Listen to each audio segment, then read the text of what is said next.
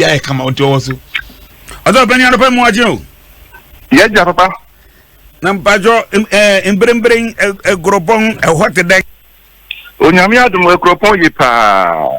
Anopa di mebo modern se mekuapem ne beba. Ene yiro ho. Na preparation be na maye basre asafo. Yo. Ni di kan ya mamu nyina asundwe nkamo.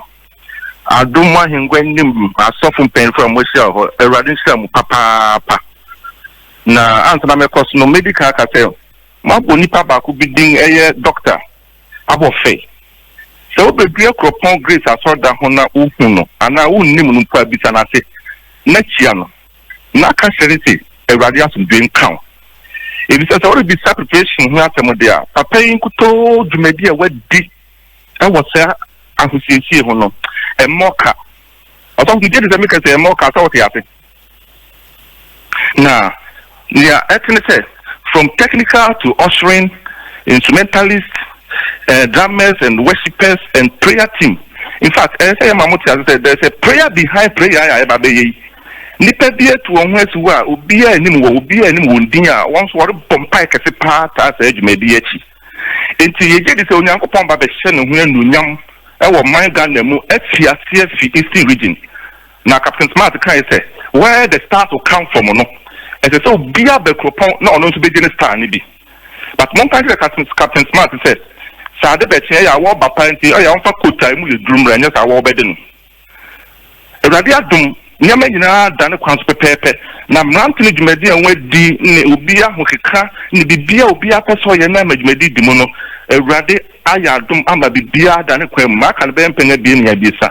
Now, and the Juba, while be Adum ayingwa enim begwafo amobetra one bus mu amoreba no se amoreba na mo be do baby ofen Latte Junction na amon frame ni ebe mo bia be siama odema ko Partners Prayer Retreat Center na makonya brinsu kakra na mahome kakra na mo de siesie mu anse ede mo aba sorry dan ano nyame adum ekopon nyina ya ready okopma ya ready sa asamu yinti all the 5 divisional areas nyina obi asiesie no pa fibenkum kopim nifa adonten jase and kronti ye nyina asiesie ho ya reba grace asori dem ni ya be bompai ya be sue gwurade so ni ya the welfare of Ghana na sani amaso anu wo ho no ni munyum amoto ya no pa no so fa adomodapa yensu enyum na ne se mo meyi monsem ye wenya sem na dwene ho anopa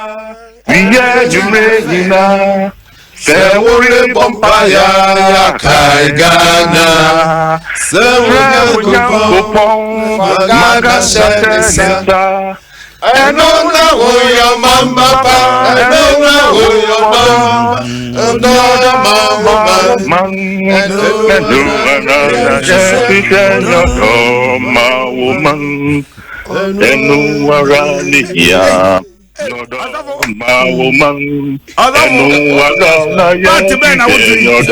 ma woman enu wara everything na mu na se na mo ba be pulse na be pulse no hang be pri wo ho everything na mu na amen Ozofu mame fan to you as a papa ya otunyumi oti men's square absolute men absolute men in a voice you now one tia there no besanti voice here hey so we dey odi for ho na so who we as afre ekopon for no obi o na be from no they can say a diffo no bi shen kombone but baby aye kono de papa bo fe on your same command, Papa. For years, he has been tested and tried. That's right. Not just in the Presbyterian Church, but all over. But he is the nation's prophet. He's one of the nation's prophets. The senior nation's prophet.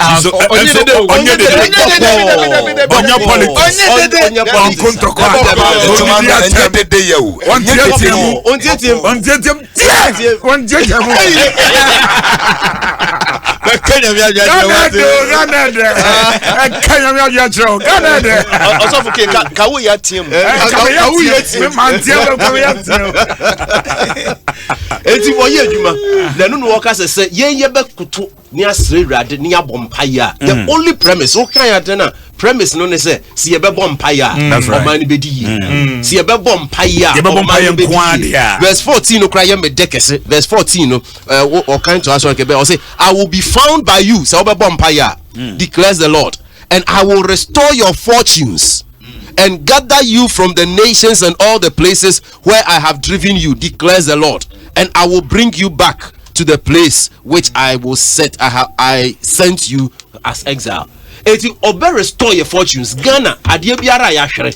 Adia biara ya hwere. Nhyɛ biara free and semono or the wonderful. Young Konya Kompaya we kupon. Awesome. Na me kan ho say ya sɔre nso am pastor enti. Obi kura tro wa ha. Obi atro at that happen. Or say papa Kubas and is the former Reverend Minister in charge of Grace Presbyterian Church. Hey, Facebook for me, you can sample. One throwing. Digging. Now, Ruben will play on there. Prayer tower. Prayer tower. Na my preparation here. Papa, and now say much of fuma. Me anadwe nyina na me wo ha.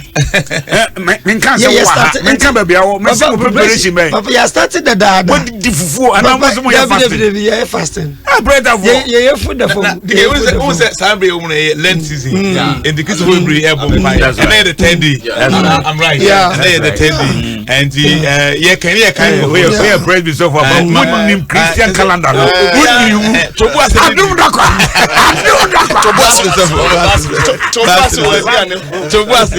Bibia upebia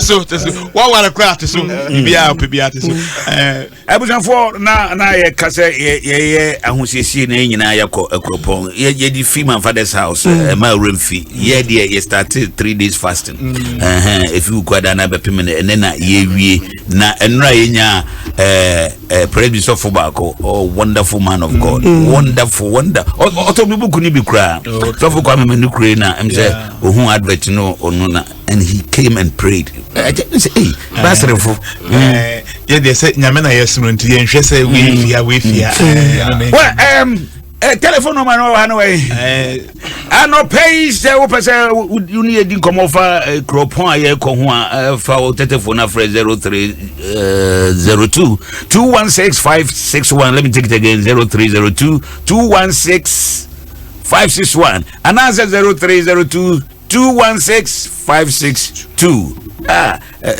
come on yo enti abutina for say obi aba mo yanko obi waso hello line 1 pajon when you macho frame ya afro nakasa se kopon eh na ya ekropon ekropon krom na wofi macho yo mi fi ekropon na asafo be mu na wowo macho no ko Grace Mantio Grace money Grace oh yeah we free so now Grace you go live say hello good morning okay yeah was am for you na Grace ya no abon nyina di ni nyina Grace wan hwe a oba bia kwaje afa that's my fear but obi was na hello good morning okay obi amaswa ende mama yin komo enti anopay wa ben ye o ben dansuma for ni chairman Father's house ye wia na wakwaji wa home kakra unika say yama Africa just pay attention to the information here na destination places na bus ni begina no wonso wakwakotwen na osofo adom da kweka 5 ne 4 na wan chirem say ye pm say am time dey wo ba be specific go so for church dem yen all night dey go dia na ye kan for enya no pa ozo go gezi so nwumre ho asem na ye kan na nwumre ho asem na me say obi ani ni geographical location church we ye Ghana ha wo di am ka ho n7 wo di pm ka ho mu ni pm and na say the captain kan me be say mesan asay ade no F4 na we sesi ho nti wo gina ho ansa na bus na beto M5 na bus no adu baby a wo no e be sha ase say bus no e wo pamprom ho na metro mass no na nim dey declare say boss no wo no ono so they say our boy he say o say o my bus o say me mama na air condition nim na bus ben ho ase na again bus e dey ko bus e dey type ben green one be just say new ones air condition bus fully nyanya air condition there's air condition bus e dey ko organizers you money be na say na ari ni na go yesika zemu say dey I'm a player me dan the baby asi Mr. Diabini ni Ajawuli omunyina mo North Connection o ma boa yen Petro kaka North Connection Presby wala papa so omu yen go for omoyemu yi papa nyambe ko so chira omonti utie ya pone na mana tudja na so do de kakraba na e dia ye na amaye ho ato ye kokra e tonsi ko agu basi mankofo no ma eye enti papa asno efi pampromo na ba ko be ko gina circle kakra PNP enche ho na ebegina ofiwa obetu nanim kakra na wa bata the 7 na afedi odani a kire tete kwashi na je se ono wae mantina oko ye de ba ko to be si multimedia ha sei multimedia ha ga sai de ba ko be haya adumo haya ye de ba ko nso e ba be si a ase de nkofo di mirika ba no wa mantema wo mechu because bus no ayi late ko asese de na yetu ne na kwa because e better traffic bia e be chi e na ba ko nso e be si wo adenta If you identify Sunday, was I say of Pono, I say, or the sa a quantum of Winina, na Odomako, na Timia boy. As of one day now, more as of when you know, you be so la pass. Na permit is I was unya software member fan la pass at the end. Yes, I obey interrogate you. Yeah. Oh, so Obia and Jose Jonah. Obey not to software. I don't know how we are. Oba no actually say me as always for no ana mam watch maybe say was na ba kwasem kakra. Empire Yakobo win interview. Empire who interview. And I be uko we ya mpacho uko we yo kwano so bus ye bus.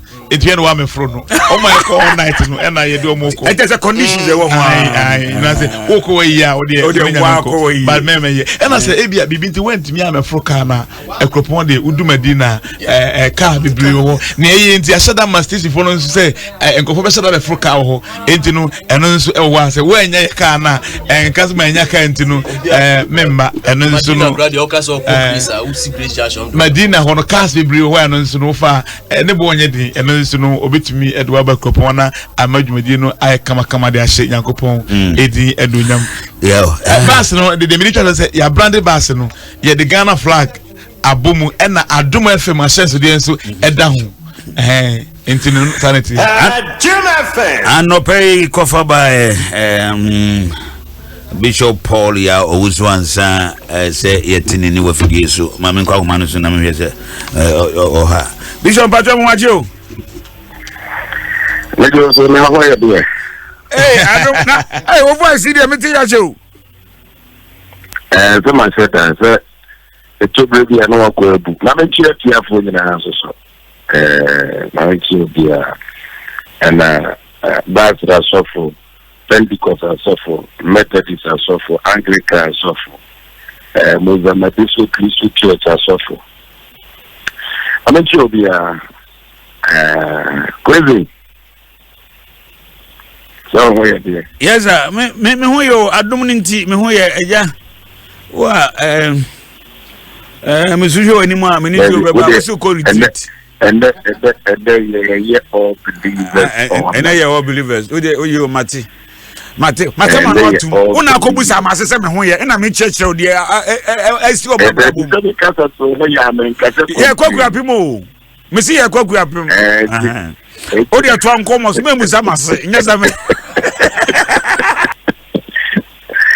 Well, it's arrangement the Abigano. Yabia Adam Sofo Adam Dakwa and ya prepare your whole towards Jamaican and Nana. And the video said you're Nana Jinko. Yeah, could crazy what dear. Yeah, corner and I don't want to be a chiaku in a moment of sweat. So for the Bikurako train that be anymore. Now we need to see a cropon now isi basri Remenka President Basri. It is Basri at the Grace Congregation. And if Ubinia baby actual radiant or how could anyone? That piano be a pia, we are not the man, young papa, now almost as well see you at my Yana Sumpa. So another you can I choose here a Grace Congregation. They say I couldn't even have a community in a holiday. And the Biara would be Coprano and suspended. Nabra. Now, you know, the young train at the end of the land. Everything that is in them. You see, when terms are that, yeah, for make a crowd and free to be in a shot. Most of them outside the country, you know, money is this true in life also, so they are mama. Now, also many opportunity to be part of the believers gathering in a Croton Mampo. And the woman I'm an Olympia, one more castle, only crew than the more and can we get also more kind of master, more support because of this year now, Yaya did say, yeah, region by region with all believers all night. And the region by region. From here, no, you're the central region. From central region, you are another region at the TSC. Some of the region you require they call it double, but also say that regions are not also. But then and the idea you need a Mampo Grace Congregation. You know a Cropon, which one Bajo and Yamampong, a Cropon. Mampo. A Cropon. Which one a Cropon? And all the count. A Cropon Mampo, and a Mampon Cropon. A Cropon and Mampon is different. Mampon is a mancassi. In a Cropon is out there. Zana didn't you. But that was but the anything that I know, anything you call Grace Congregation. I just want to encourage everybody. The show be in crying. And once the Jankopa and Kanaka, or say Mumwabua, my hotel for an mammy. If you are hotel for the Abuabua, and as I hotel for that, intentionally in Shamusa, but in the GDS, Uyame or Yama, what to Maka. And then I did America, but in America, say, after the name from Pine. Election 2020 day, Bronson, what you want to say, but with your men also what you want no that let me know you the young but the year that picture and the enemy Jim FM young virus ABVCT all over the world you're putting in our some pie they are both payama and ranty and Mabawa and Mabawa you are one of we want to pray for population. And so I want to encourage everybody, every individual. Now, you can have the interest here and I'm crazy. As of Penny, yet I was say, and a pair yet say, Wanoka say, I ain't sure my Radinton and Munchiro. Now, on your Casipa. Amen. Amen. You may have been as well. Over the street is the Ebeco, the same way 6 match, you know, 6 match, and you could be a year for the gardens or every gardens. Every gardens. This time, you French region, you could train and be in 6 match. And to what us all the journey piano and also not get in touch with us. Thank you.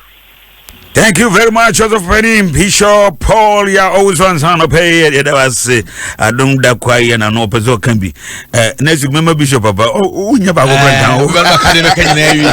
You never go back. Oh, then I'm here to say,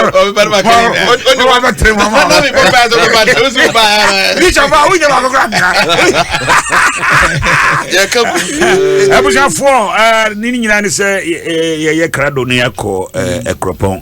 You who free money. Mama can you who free many ye magana who ye na ye magana and ye dachi ene ye ma ye baba wo mo mame acknowledge Facebook for kakra because omo de eya na me fomu ni agrokra say wo do data be share yen you know and me beni Margaret ameyao ateden ye kokropon Margaret we you free mu enye ye wate Pogo Nasi, okay, we thank you for watching us live. Yawo Ghetto, I say thank you, Jesus, for a new day. Yes, Obapa Ajua Aso. I say God bless you all. And Anita Atubra, Anita Atubra, Amzadamo, Bishop, Ebanono, on social. Yako commercial. Ayo, yes, here, Thomas. And my phone number to Jana Sami will be say of 0509 15 1010 0509 15 1010 first up person boy ya obet me fresh our number no message me 0243 024 946 0243 024 946 so quick dey that's e be share e work upon yo butina for me da munyina ase mo share yen mo bompire ma yen mo musiesie mo say yen nyina ye kokropon menyu hu free mo get prepared and be filled with the Holy Spirit. Today believe everything you will pray God will answer and he's going to answer with fire. Me fear me call TV show me TV show me call my father's house me see economic communion one man pipe will be the last day the brabi e run train mu shem kwesi ke makra mo madam say do we